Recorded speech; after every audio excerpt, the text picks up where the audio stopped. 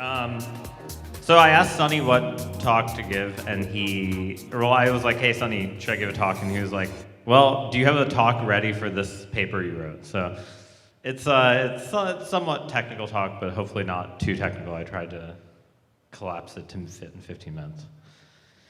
But the main thing that I think might be relevant to Osmosis community here is thinking about liquidity management and incentives, especially given that Osmo has a pretty complicated incentive system, right? There's staking rewards, there's liquidity mining rewards, there's superfluid, so it can get quite complicated. So how do you reason about how to think about these things?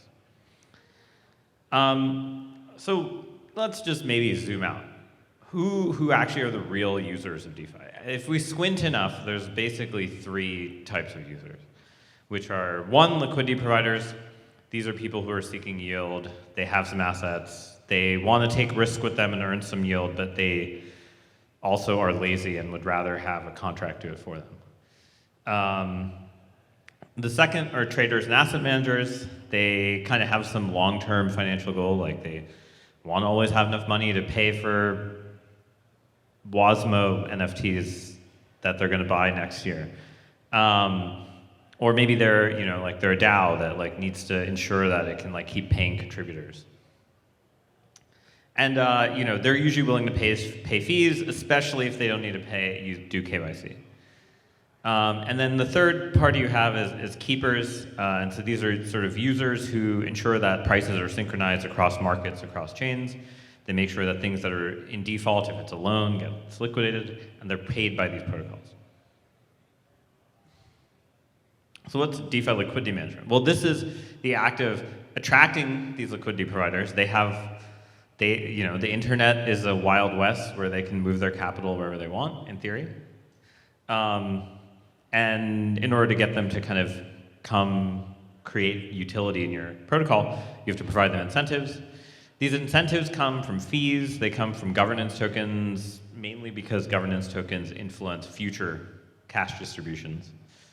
And protocols can have many pools they have to distribute assets to, but they have a fixed amount they want to spend. You don't want to keep spending more money as you increase your number of pools. And so, exactly, there's sort of a notion of protocols where there's trustless creation of pools. It can get even more complicated. So the process of allocating incentives and figuring out how much to spend total is sort of this notion of liquidity management, incentive management. So why is it important? Well, this is the only way that protocols manage the liquidity they have in their systems. If they overpay for incentives, oftentimes, what you see is the token ownership actually becomes super concentrated. And also you just see the token price really go down, of course. If you underpay, protocols have trouble attracting liquidity from other protocols. And this basically means that your utility that you're providing, all 3 of these user types you need to take care of, doesn't actually get maximized. So this can lead to sort of activist investment where you have one protocol trying to take over another. And so in Ethereum, we've seen a lot of this type of stuff happen, like Convex Finance, Aura, AURA Finance is about to do the same thing to Balancer. And so, there's a lot of precedent for actually seeing what happens if you don't actually optimize your liquidity. There can be a third-party protocol that actually starts trying to optimize that and then exercises governance control. Which, I think in the Cosmos ecosystem, people love sovereignty, so I would imagine you don't like that. Another thing is protocols die, and I put die in quotation marks without incentives when other protocols cannibalize their users. It's crypto and nothing really dies and goes to 0, 0. It's always 10 to the minus 19, but So why is this hard? First of all, you have hundreds or thousands of pools you have to incentivize, which can become expensive. Pool incentives are dynamic and adjust with market conditions. So for instance, if your goal is to optimize the total amount of volume through your system, and suddenly there's a huge amount of volume in an asset, and you have the lowest incentives. Well, you should be, you meaning just your protocol, like this tokens protocol, should be increasing their incentives to try to drive liquidity, which would lower costs for new users to trade there, which would increase volume. Another thing is these incentives interact with each other and can cause feedback loops. So trading volume is usually you get more volume when you have more liquidity. It's not always true. That's when you overpay. That's not true. But if a protocol removes incentives from one pool and puts them in another, you can sometimes cause rich getting richer feedback loops where all the volume that's driven in the protocol goes through one pair and like never goes to other pairs, and you kind of end up having this very concentrated trading graph. Okay, before we get to the actual final thing, I don't know why there's that weird button on the system is capital, but whatever. I think that's the PDF conversion messing up. So protocols have, if we think, the way a company operates, they really have three kind of different duration needs, roughly speaking, for liquidity. Protocols can rent liquidity, where they provide liquidity, they provide incentives for capital, but they don't lock you up. They don't need it for a certain amount of time. They just want liquidity sort of as fast as possible, but it might be mercenary, like it might leave. They also need a lease liquidity, so hey, we need this much liquidity over this duration, so we'll provide this amount of incentive per unit time. And then the final is they buy liquidity. So the DAO itself earns fees, has governance tokens, has stables. It actually goes and provides liquidity itself. And so one real question is, how do you allocate to these three, and how do you reason about what these durations are?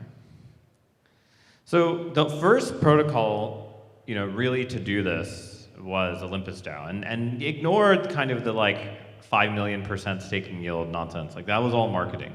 The actual thing that made sure that Olympus didn't crash like Luna is really the fact that they had these bonds, which locked people up for a long time, but people were able to redeem slowly. They weren't like a lockup that like you couldn't redeem from. And so these bonds basically allow a protocol to optimize how much they're buying, renting, and leasing liquidity effectively.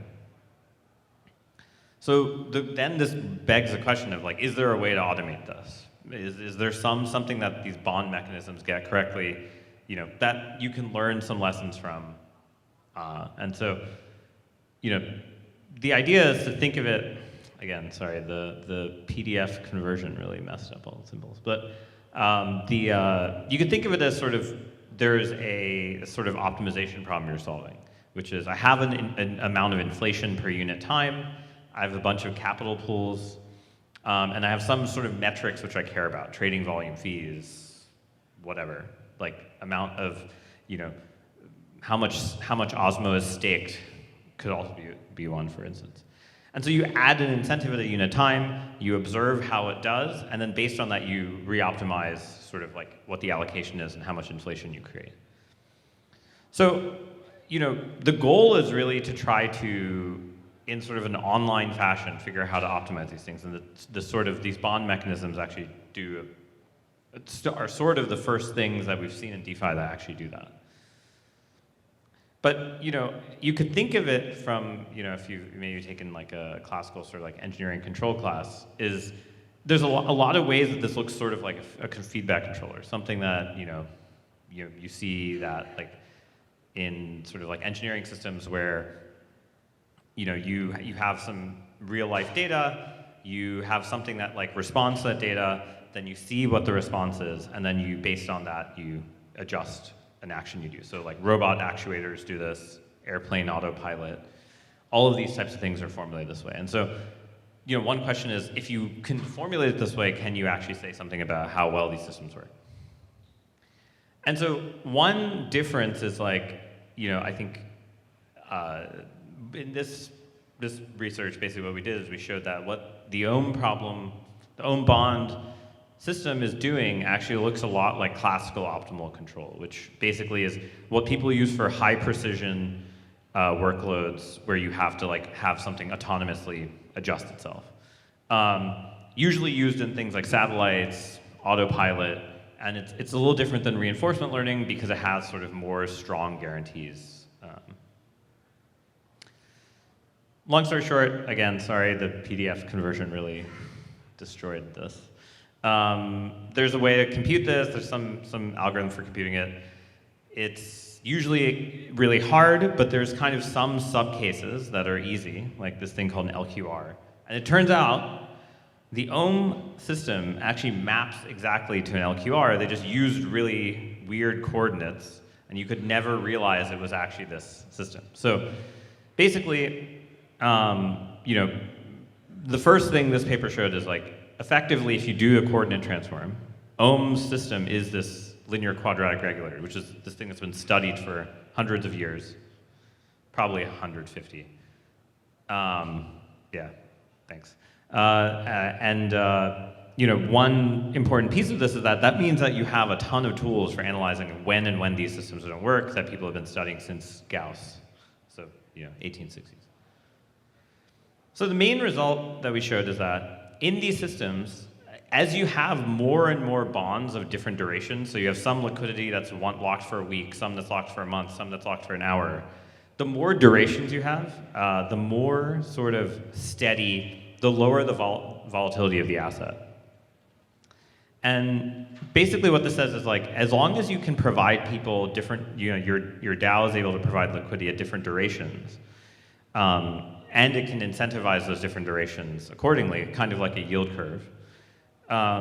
You basically actually increase how you can reduce the volatility of the price of the asset. And sort of there's some sort of rationale for how that works, but one thing is, while this is good, this is sort of like trading off this sort of like mean invariance of the price process based on the incentives. In reality, you do want to add constraints. So you might say, like, I want to bound how much inflation I'm willing to pay per day. I don't want any one pool to have more than a certain amount of liquidity. I want to make sure all pools get some incentives. And when you do those things, you can't solve this exactly. You can solve it numerically, but yeah. The main point is that these incentive systems are, as DeFi gets more complicated, are actually getting more autonomous in some ways. Like, we started with like DeFi Summer of like pay 5 million% to everyone, but of course 5 million% was never realized because people that only happened for maybe an hour. But now people are realizing that hey, actually there are these kind of interesting sort of continuous mechanisms you can use, and I think Sunny was like, hey, I'm thinking about using this in Osmo, so. That's it.